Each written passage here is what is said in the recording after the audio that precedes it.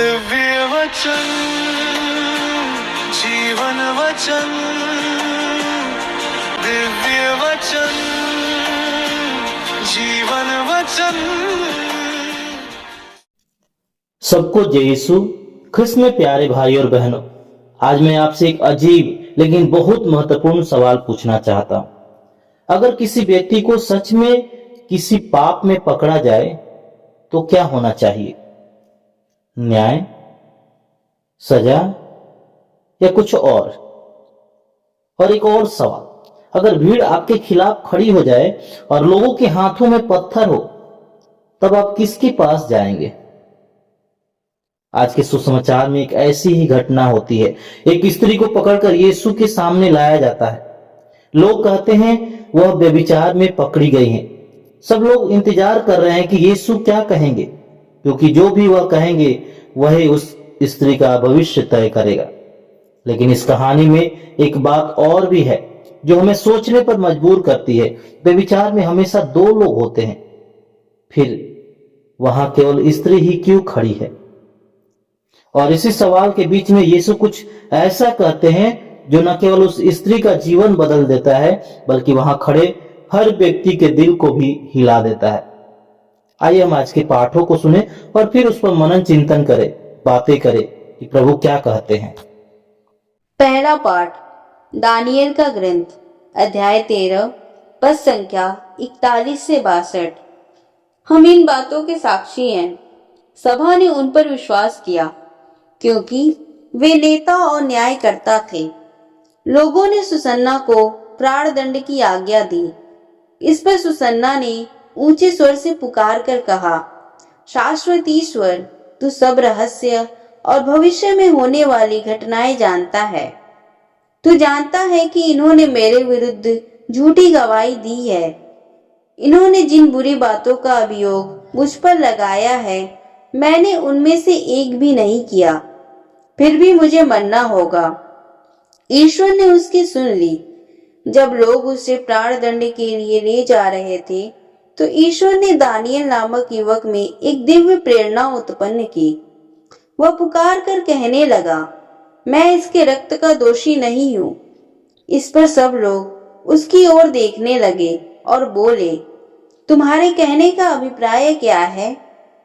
उसने उनमें खड़ा होकर कहा, इस्राएलियों, आप लोगों की बुद्धि कहाँ है, जो आप जांच और पूरी जानकारी के बिना इस्राएल की पुत्री को प्राण दंड देते हैं? आप न्यायालय लौट जाएं, क्योंकि इन्होंने इसके विरुद्ध झूठी गवाही दी है। इस पर लोग तुरंत लौट गए और नेताओं ने दानियल से कहा, आइए हमारे बीच बैठिए और हमें अपनी बात बताइए, क्योंकि ईश्वर ने आपको नेताओं जैसा अधिकार प्रदान किया है। दानियल ने उनसे कहा, इन दोनों को एक दूसरे से अलग कर दीजिए और मैं इनसे पूछताछ करूंगा। जब दोनों को अलग कर दिया गया, तो दानियल ने एक को बुलाकर उससे कहा, अधर्म करते करते तेरे बाल पक गए हैं। अब तुझे अपने पुराने पापों का दंड मिलने वाला है।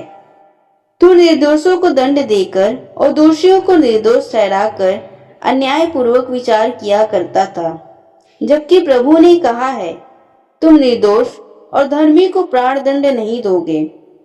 अब यदि तूने इसे देखा, तो हमें बता कि तूने किस वृक्ष के नीचे दोनों को एक साथ देखा। उसने उत्तर दिया, बाबुल के नीचे। दानियल ने कहा, इतना बड़ा झूठ बोलकर तूने अपना सिर गंवा दिया है।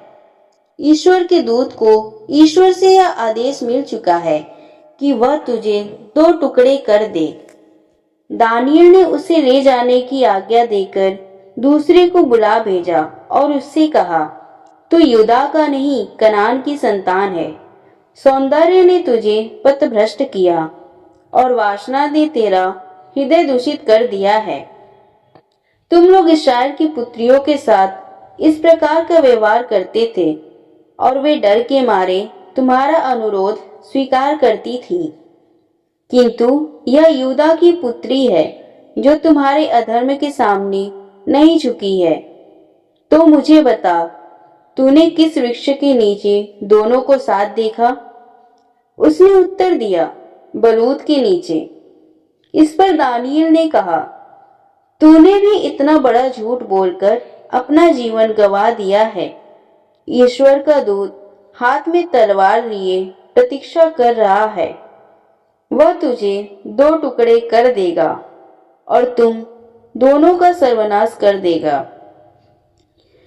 तब समस्त सभा ऊंचे स्वर से जयकार करते हुए ईश्वर की स्तुति करने लगी, जो अपने पर भरोसा रखने वालों की रक्षा करता है।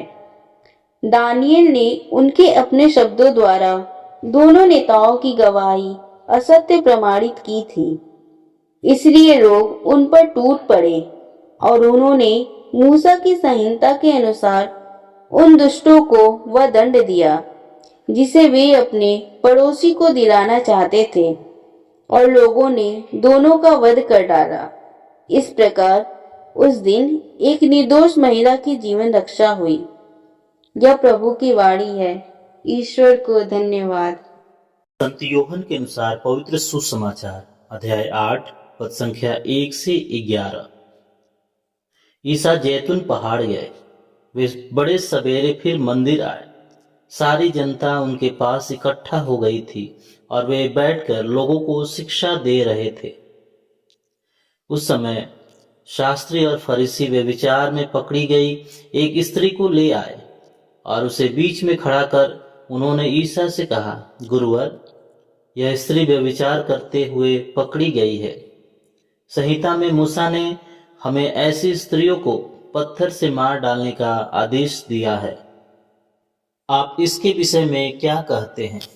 उन्होंने ईसा की परीक्षा लेते हुए यह कहा, जिससे उन्हें उन पर दोष लगाने का कोई आधार मिले। ईसा झुककर उंगली से भूमि पर लिखते रहे। जब वे उनसे उत्तर देने के लिए आग्रह करते रहे तो ईसा ने सिर उठाकर उनसे कहा, तुम में जो निष्पाप हो वह इसे सबसे पहले पत्थर मारे। और वे फिर झुककर भूमि पर लिखने लगे। यह सुनकर बड़ों से लेकर छोटों तक सब के सब एक एक कर खिसक गए। ईसा अकेले रह गए और वह स्त्री सामने खड़ी रही। तब ईसा ने सिर उठाकर उससे कहा, नारी, वे लोग कहाँ हैं? क्या एक ने भी तुम्हें दंड नहीं दिया? उसने उत्तर दिया, महोदय, एक ने भी नहीं। इस पर ईसा ने उससे कहा, मैं भी तुम्हें दंड नहीं दूंगा। जाओ और अब से फिर पाप नहीं करना। प्रभु का सुसमाचार। ख्रिस्त प्रभु की जय। सबको जय यीशु।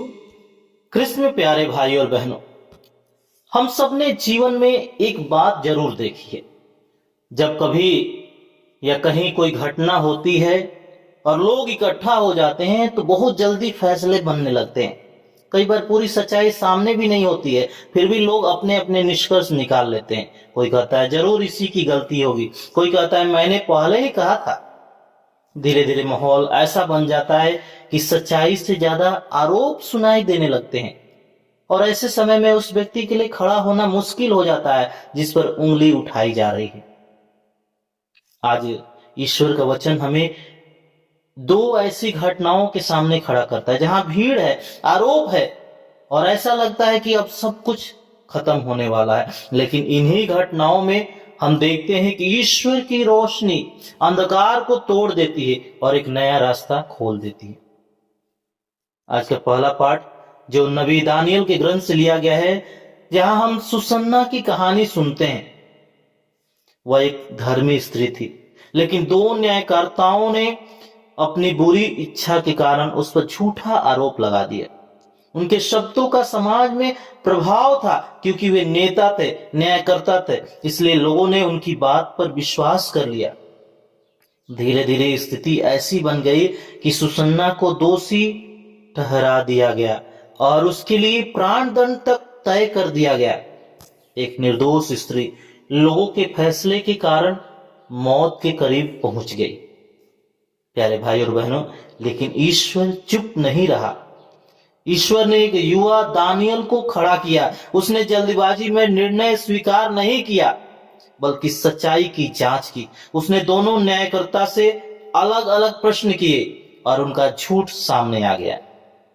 उसी क्षण सब कुछ बदल गया। जो सजा सुसन्ना को मिलने वाली थी वह रुक गई, क्योंकि ईश्वर का न्याय सामने आ गया। अंधकार कितना भी गहरा क्यों ना हो, जब ईश्वर की रोशनी आती है तो सच्चाई छिपी नहीं रहती।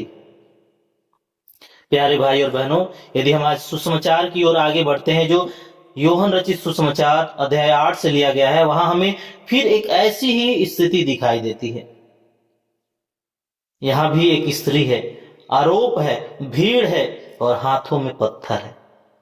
शास्त्री और फरीसी एक स्त्री को पकड़कर यीशु के पास लाते हैं और कहते हैं कि यह स्त्री व्यभिचार में पकड़ी गई। संहिता के अनुसार उसे पत्थर मारकर दंड दिया जाना चाहिए। लेकिन अगर हम इस घटना को ध्यान से देखें तो कुछ सवाल हमारे मन में उठते हैं। व्यभिचार में हमेशा दो लोग होते हैं, लेकिन यहां केवल स्त्री को ही क्यों लाया गया? दूसरा व्यक्ति कहां था? यह बात हमें सोचने पर मजबूर करती है कि शायद यहां केवल न्याय का मामला नहीं था। बाइबल हमें यह भी बताती है कि वे लोग यीशु को फंसाना चाहते थे, यानी यह स्त्री एक जाल का हिस्सा भी बन सकती थी ताकि यीशु को दोषी ठहरा दिया जाए। प्यारे भाई और बहनों, फिर भी एक और संभावना है जिसे हम अनदेखा नहीं कर सकते। बाइबल बताती है कि उस स्त्री ने उस समय अपने बचाव में कुछ नहीं कहा, वह चुप रही। यह भी संभावना है कि वह सच में उस पाप में पकड़ी गई हो और उसकी चुप्पी उसके अंदर की शर्म या स्वीकार को दिखाती है। इसलिए यहां हम दो बातें साथ साथ देखते हैं, एक और आरोप और चालाकी की स्थिति, और दूसरी ओर एक इंसान जो अपने जीवन की सबसे कठिन घड़ी में खड़ा है। लेकिन प्यारे भाई और बहनों, इस पूरी घटना में सबसे महत्वपूर्ण बात यह नहीं कि लोग क्या कह रहे थे या आरोप कितना सच था। सबसे महत्वपूर्ण बात यह है कि यीशु वहां क्या करते हैं। जब सब लोग पत्थर लेकर खड़े थे, तब यीशु ने कहा, तुम में जो निष्पाप हो वही पहला पत्थर मारे। प्यारे भाई और बहनों, यह शब्द जैसे हर व्यक्ति के दिल में उतर गए। अचानक लोगों को अपने जीवन की सच्चाई याद आने लगी। धीरे धीरे एक एक करके पत्थर नीचे गिरने लगे। जो लोग न्याय करने आए थे वे वहां से चले गए और अंत में वहां केवल दो ही बचे, एक टूटी हुई स्त्री और एक दयालु उद्धारकर्ता प्रभु यीशु मसीह।